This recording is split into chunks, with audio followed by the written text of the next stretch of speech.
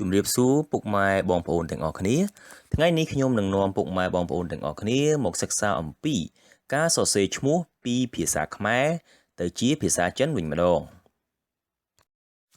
មុននឹងចាប់ផ្ដើមខ្ញុំសូមជម្រាបជូនពុកម៉ែបងប្អូនទាំងអស់គ្នាឲ្យបានជ្រាបថាឈ្មោះដែលសរសេរពីភាសាខ្មែរទៅជាភាសាចិនមិនមែនសុទ្ធតែមានអត្ថន័យដូចពាក្យខ្មែរយើងទាំងអស់នោះទេលុះត្រាតែឈ្មោះដែលយើងចង់ប្រើនោះមានលក្ខណៈជាភាសាចិនតែម្ដងទើបអាចបកប្រែនិងមានន័យជាទូទៅបើយើងចង់ហៅឈ្មោះរបស់យើងពីភាសាខ្មែរទៅជាភាសាចិនយើងអាចត្រឹមតែប្រើពាក្យមួយចំនួនដែលស្រដៀងនឹងពាក្យខ្លះទៀតហៅតាមជនជាតិចិនតែប៉ុណ្ណោះឧទាហរណ៍ខាងក្រោមនេះជាឈ្មោះជាភាសាខ្មែរនិងឈ្មោះហៅជាលក្ខណៈជាភាសាចិនលោកនាយករដ្ឋមន្ត្រីហ៊ុនសែនភាសាចិននិយាយថាហុងស៊ិនចុងលីហុងស៊ិនចុងលីចុងលីមានន័យថានាយករដ្ឋមន្ត្រីនីហ្សាភាសាចិនអានថានីសានីសារីឯឈ្មោះថាមុនីភាសាចិនអានថាម៉ូនីម៉ូនីមុននឹងចាប់ផ្ដើមខ្ញុំសូមអភ័យទោសទុកជាមុនសម្រាប់កំហុសឆ្គងនានាដែលអាចនឹងកើតមានឡើងសម្រាប់ការសរសេរឈ្មោះពីភាសាខ្មែរទៅជាភាសាចិននេះហើយបន្ថែមពីលើនេះទៀតគឺបងប្អូនគួរតែប្រើ2ឬ3តួអក្សរបានហើយសម្រាប់ឈ្មោះជាភាសាចិននៅពេលនេះយើងចាប់ផ្ដើមសិក្សាការសរសេរឈ្មោះពីភាសាខ្មែរទៅជាភាសាចិនទាំងអស់គ្នានៅក្នុងការសរសេរនេះខ្ញុំប្រើអក្សរឡាតាំងអក្សរខ្មែរនិងអក្សរចិនឥឡូវនេះយើងចាប់ផ្ដើមអានភាសាចិនអានថាអានអានប៉ាភាសាចិនអានថាប៉ាប៉ាបានភាសាចិនអានថាប៉ានប៉ានបូឬក៏បូភាសាចិនអានថាប៉ប៉បុលភាសាចិនអានថាប៉ប៉បួងភាសាចិនអានថាវ៉ាន់វ៉ាន់ប៊ុនភាសាចិនអានថាវ៊ុនវ៊ុនចាភាសាចិនអានថាចាចាច័ន្ទភាសាចិនអានថាចាន់ចាន់ជាភាសាចិនអានថាសៀសៀជាបភាសាចិនអានថាឈៀឈៀជាតាភាសាចិនអានថាជាថាជាថាចេកភាសាចិនអានថាអ៊ីអ៊ីចិនភាសាចិនអានថាសិនសិនជ័យ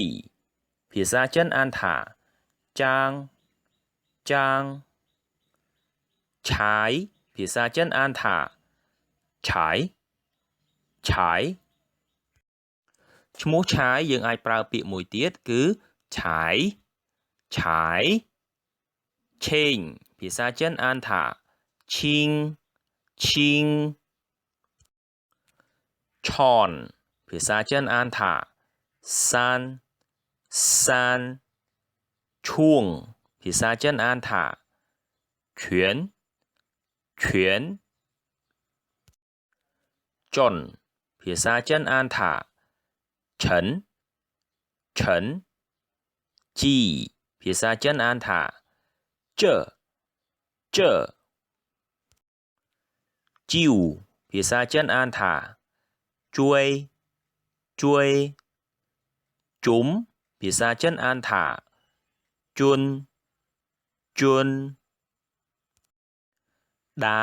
ភាសាចិនអានថាតាតាឌៀងភាសាចិនអានថាទីអាងទីអាង ดีภาษาจีนอ่านថាตีดอภาษาจีนอ่านថាตัวดวงภาษาจีนอ่านថាตงเอียงภาษาจีนอ่านថាร้านอีภาษาจีนอ่านថាยังហะภาษาจีนอ่านថា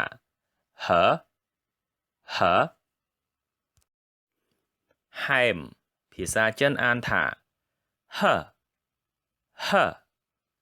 เฮงภาษาจีนอ่านថាซิ่งหินภาษาจีนอ่านថាซิ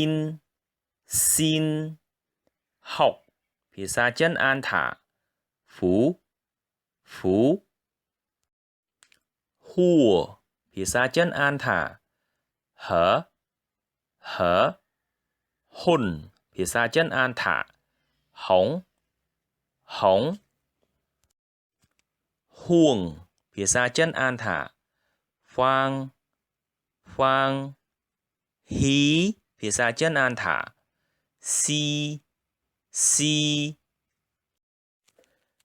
เก้าภาษาจีนอ่านថាกาวกึมหรือก็กิมภาษาจีนอ่านថាจีนโกภาษาจีนอ่านថាกวาค่าคัดหรือก็กาภาษาจีนอ่านថាขาไข่ภาษาจีนอ่านថាคายเข็งภาษาจีนอ่านថាชิงโคหรือก็โคภาษาจีนอ่านថាเคคนหรือก็คุณภาษาจีนอ่านថា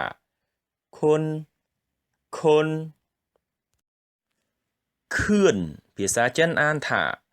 ขันเข้าภาษาจีนอ่านថាสีกุ้งหรือก็กวงภาษาจีนอ่านថាกวางกุนภาษาจีนอ่านថាคน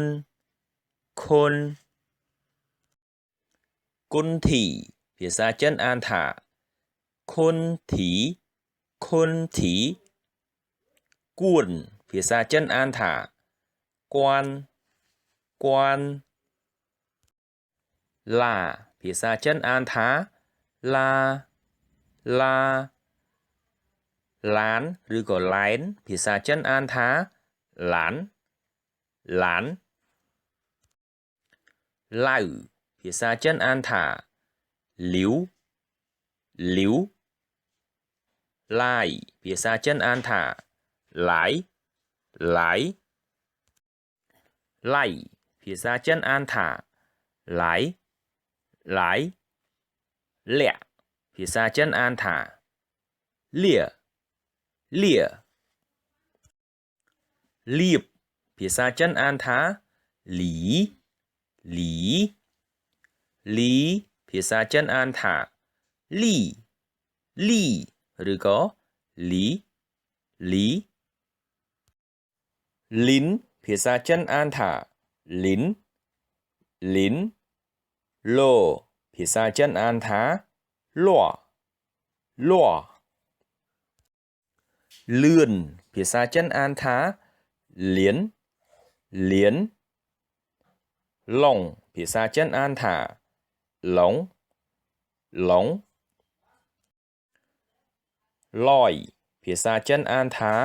ล่อม้าภาษาจีนอ่านថាหมาม่านหรือก็มันภาษาจีนอ่านថាหมานมีภาษาจีนอ่านថាไหมเมียนภาษาจีนอ่านថាเมียน មានមេងភាសាចិនអានថាមីងមីងមិត្តភាសាចិនអានថាមីមីមីឬក៏មីភាសាចិនអានថាមីមីមីភាសាចិនអានថាមីមីមុនីយើងបានសិក្សារួចមកហើយនៅក្នុងឧទាហរណ៍ម៉ូនីម៉ូនីមួយភាសាចិនអានថាម៉ៃម៉ៃណាភាសាចិនអានថាណាណាសូមថ្លែងអំណរគុណសម្រាប់ការយកចិត្តទុកដាក់របស់ពុកម៉ែបងប្អូនទាំងអស់គ្នាជួបគ្នាម្ដងទៀតនៅក្នុងវគ្គ2ដែលនឹងបន្តសិក្សាអំពីការសរសេរឈ្មោះពីភាសាខ្មែរទៅជាភាសាចិនជាថ្មីម្ដងទៀតខ្ញុំសូមបញ្ជាក់ថាឈ្មោះទាំងអស់នេះមិនមែនសុទ្ធតែត្រឹមត្រូវ 100% នោះទេបងប្អូនអាចសិក្សាស្រាវជ្រាវបន្ថែមបានដោយខ្លួនឯងជាថ្មីម្ដងទៀតសូមកុំភ្លេចជួយ like share និង subscribe channel របស់ខ្ញុំផងណាសូមអរគុណទុកជាមុនបងប្អូនក៏អាចផ្ញើសារទៅកាន់ទំព័រ Facebook របស់ខ្ញុំគឺ Angkor Chinese School ដើម្បីទទួលបាននៅឯកសារមេរៀននានាដែលបងប្អូនត្រូវការសូមអរគុណសូមជម្រាបលា